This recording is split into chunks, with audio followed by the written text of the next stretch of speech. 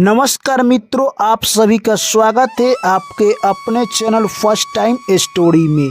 आज की कहानी में दोस्तों हम लोग सुनने वाले हैं एक नाई की चतुर पत्नी की 4 बातें। जी हाँ दोस्तों, अक्सर देखा गया है कि अगर आपकी पत्नी काफ़ी चालाक है और विवेकशील है तो आपके घर को भी स्वर्ग बना सकती है, परंतु जो औरतें चालाक नहीं होती है वो बड़ा घर को भी एक झोपड़ी में परिवर्तित कर सकती है, यानी कहे तो वो अपने घर में अशांति फैला सकती है। जिस तरह से दोस्तों बुद्धि विवेक का महत्व होता है हमारे जीवन में, क्या सही है और क्या गलत है ये हर मनुष्य के विवेक में होना चाहिए। इससे जीवन जीना काफ़ी आसान हो जाता है।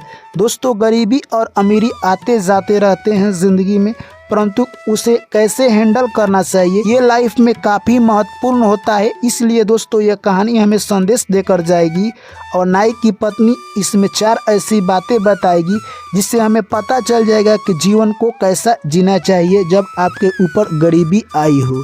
चलिए दोस्तों कहानी को शुरू करें और आप लोग कहानी में खो जाए उससे पहले आप लोग चैनल को सब्सक्राइब कर लीजिए और वीडियो को लाइक कर दीजिए।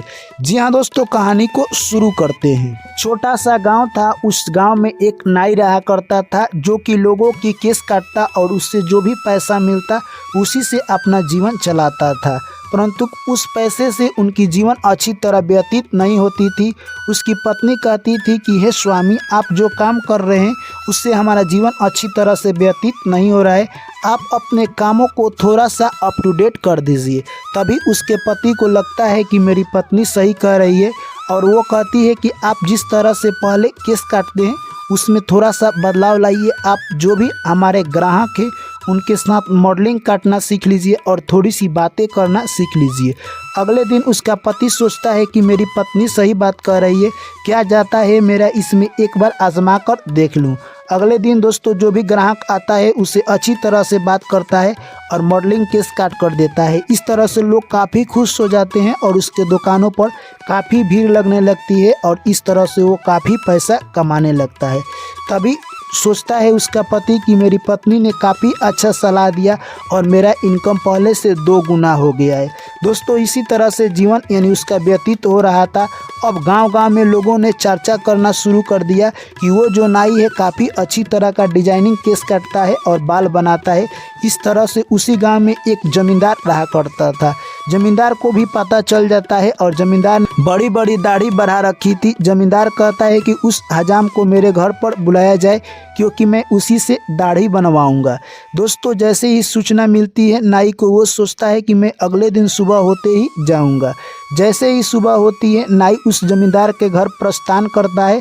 तभी जमींदार कहते हैं कि मैंने तुम्हारा प्रशंसा बहुत सारे लोगों के मुँह से सुनी है, इसलिए मैंने तुम्हें बुलाने का फैसला किया है। दोस्तों उसके बाद नाई कहता है कि ठीक है, मैं आपकी दाढ़ी को बहुत अच्छी तरह से बनाने का प्रयास करूंगा। दोस्तों उसके बाद नाई यानी कहे तो जमींदार का दाढ़ी बनाने लगता है, परंतु दाढ़ी अच्छी तरह से नहीं बन रही थी क्योंकि अब वो जमींदार गुस्से हो जाता है क्योंकि उसकी दाढ़ी में थोड़ा सा रुखड़ापन आ गई थी। नाई के पास कोई यानी तरकीब ही नहीं था जिससे कि दाढ़ी को वो मुलायम कर सके। तभी कुछ देर सोचने के बाद उसकी पत्नी की बात याद आती है। तभी नाई कहता है कि हे जमींदार साहब, आपकी दाढ़ी इतनी सुंदर है जिसको बनाने में काफ़ी टाइम लगेगा और मेरे बीवी के पास एक ऐसा सामान है जिससे अगर आपके दाढ़ी में लगा दिया जाए तो आपकी दाढ़ी और खूबसूरत हो जाएगी। और आपकी दाढ़ी अब तक मैंने जितने भी लोगों को यानी बाल शेविंग किया है उससे सबसे आपका अच्छा दाढ़ी है।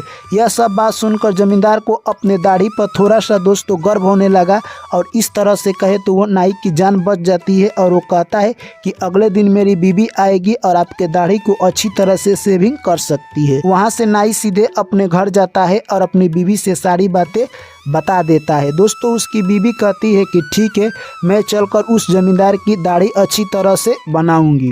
दोस्तों अगले दिन जैसे ही जमींदार के घर नाई की बीवी पहुंचती है, वो हाथ में एक छोटी सी कैंची ली हुई थी और थोड़ा सा तेल ली हुई थी। जैसे ही जमींदार के दाढ़ी में तेल लगा देती है, जिससे कि उसका दाढ़ी मुलायम हो जाता है और जो एक दूसरे में फंसे हुए थे और रुके हुए थे वो सब अलग हो जाते हैं। इस तरह से यानी कहे तो दोस्तों जमींदार भी काफ़ी खुश हो जाता है, क्योंकि उसकी दाढ़ी मुलायम हो जाती है। और देखते ही देखते जो नाई की पत्नी थी दाढ़ी को अच्छी तरह से शेविंग कर देती है। दोस्तों यह सब शेविंग देखकर जमींदार चौंक जाता है और उसके बाद जो उसका पति था नाई, वो भी जमींदार के दाढ़ी को और अच्छा रूप और आकार दे देता है, जिससे उसके यहाँ जो भी नौकर थे वो सब देखकर चौंक जाते हैं कि इससे पहले ऐसा दाढ़ी कोई तो इस गांव में नहीं बनाता था, परंतु जमींदार साहब का दाढ़ी ऐसा कौन बना दिया। दोस्तों यह सब लोग देखकर हैरान थे। तभी जमींदार कहता है कि तुम लोग काफ़ी अच्छे हो और तुम लोगों ने जिस तरह से मेरी दाढ़ी बनाए हो इसके लिए बहुत बहुत धन्यवाद। उसके बाद दोस्तों जमींदार नाई की पत्नी को और देखता है और कहता है कि तुम काफ़ी चालाक हो।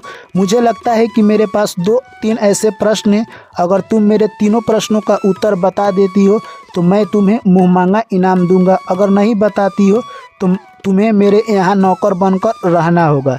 यह सब बात सुनकर दोस्तों नाई समझ गया कि अब हम लोग यहाँ पर फंस जाएंगे और मेरी पत्नी ने यहीं पर उलझा दिया है।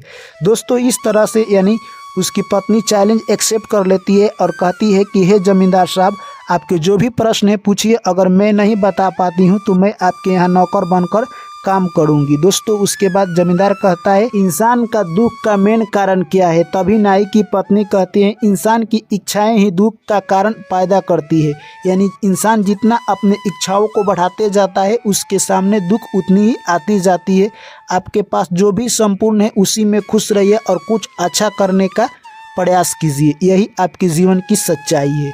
दोस्तों उसके बाद जमींदार कहता है कि हमें क्या करना चाहिए और क्या नहीं करना चाहिए। तभी दोस्तों यानी नाई की पत्नी कहती है कि हमें ज़िंदगी में वही काम करना चाहिए जो हमें अच्छे लगते हैं, यानी जो हमारी जीवन की रेखा को बढ़ा सकती है, आगे की तरफ ले जा सकती है। जिस तरह से बच्चे को सुबह उठकर पढ़ाई करना चाहिए और बड़े को उठकर अपने काम में लग जाना चाहिए, ठीक उसी प्रकार इंसान को अपने कर्म पर ध्यान देना चाहिए, दूसरे के कर्म में टांग नहीं अड़ाना चाहिए। दोस्तों उसके बाद जमींदार कहता है कि मेरा तीसरा प्रश्न है, आदमी अपने आप को कैसे विश्वास दिलाए कि वो सर्वश्रेष्ठ है। तभी उसकी पत्नी कहती है कि आदमी को अपने छोटे छोटे गोल पर काम करना चाहिए और आप जैसे ही छोटे छोटे गोल पर काम करेंगे आपके छोटे छोटे गोल बहुत कम समय में अचीवमेंट हो जाएंगे और आपके मन में एक ऐसा विश्वास उत्पन्न होगा जो इस धरती पर कोई उत्पन्न नहीं कर सकता है और आप अपने काम में बहुत अच्छा ग्रोथ देखेंगे और आप सबसे आगे जाएंगे। दोस्तों इन तीनों प्रश्नों का उत्तर सुनकर जमींदार काफ़ी खुश था और कहता है कि हे नाई भाई, तुम्हारे पत्नी ने ऐसे प्रश्नों का उत्तर दिया जिन प्रश्नों का उत्तर ढूंढने के लिए मैं कई वर्षों से ढूंढ रहा था परंतु नहीं मिला। तुम सौभाग्यशाली हो जो कि तुम्हारे पास ऐसी पत्नी मिली है।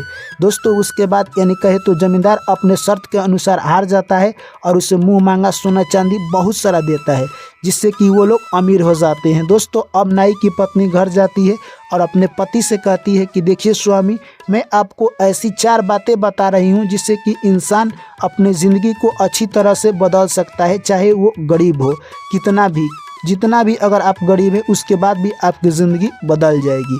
तभी नाई की पत्नी कहती है कि पहला बात, आदमी जो भी कर्म कर रहा है उसे दिल से करना चाहिए, खुश होकर करना चाहिए और उसमें कुछ अप टू डेट लाना चाहिए, यानी बदलाव करना चाहिए, जिससे कि क्या पता आपके जो भी कस्टमर है यानी आपके जो भी दर्शक है वो उस चीज़ को फॉलो करे, लाइक करे, यानी कहे तो उसको माने।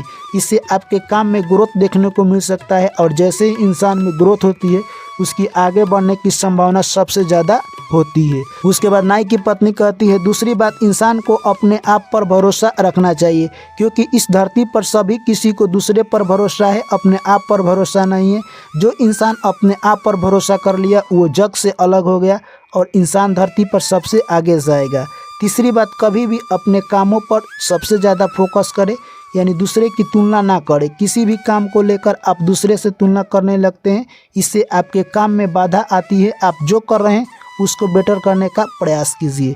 और चौथी बात, इंसान कभी भी छोटा और बड़ा नहीं होता है, क्योंकि आप अपने भाग के अनुसार जो मिला है उसी में खुश रहिए, उसको बेहतर ढंग से प्रयास कीजिए कि अच्छा तरह से काम किया जाए और काम को प्रेजेंट करने का तरीका कुछ औरों से अलग होना चाहिए।